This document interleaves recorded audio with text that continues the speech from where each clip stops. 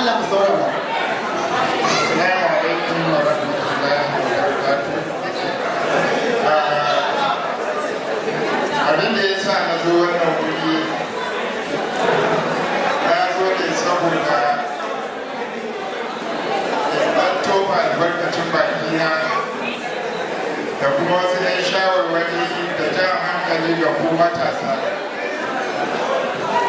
Abin da ya bani sha'awa kuma ya burge ni shine yadda matasan yanzu suke kirkiro makawunan su abin yi su zama fully engaged. Maganar social vices kunga zai kawo zai zama tarihi. A hakikalin gaskiya na yi matuƙar farin ciki da yadda na ga talent game da ku matasa. Zan jawo hankalinku a kan cewa duk wani hanya da kuka bi ku tabbatar da cewa kun bi tsaftatacciyar hanya ba tare da raunatar da rayuwarku ba. Duk abin da za ku yi ya kasance ba ku yin abubuwa guda uku. Na farko, shaye-shaye. Duk wanda ya tsinci kanshi a halin shaye-shaye to akwai lokacin da shi kanshi zai baramma da kanshi gari. Sannan na biyu, maganar sara suka a cire shi daga zukatan matasa da kuma yan ɗauke-ɗauke. To wannan hanya da kuka bi hanya ce wanda za ta iya billar da ku, domin kowane matashi akwai yanayin yadda kurje shi take fara. Bai zama dole a ce mutum zai dawwama a kan wannan sana'a ba, wani lokaci yakan zama tsani ne ga zuwa abin da za ka zama nan gaba. Zan dan yi muku wata ba'a.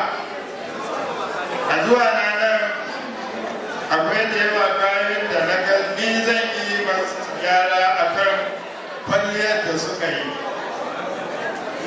Dalili kuwa ina ganin masu iya magana sun ce ba kwanciya aka fi kare ba sai dai a nuna mishi kayan shimfiɗa. Ina ganin a nan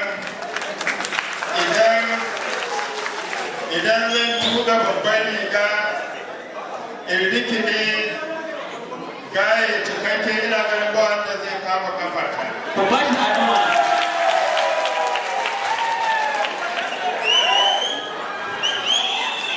Kama daga kan shigar suwaga, kolabo, ko hippies, ko gentleman, to ina ganin in na rikide ba wanda zai iya kama kafarta.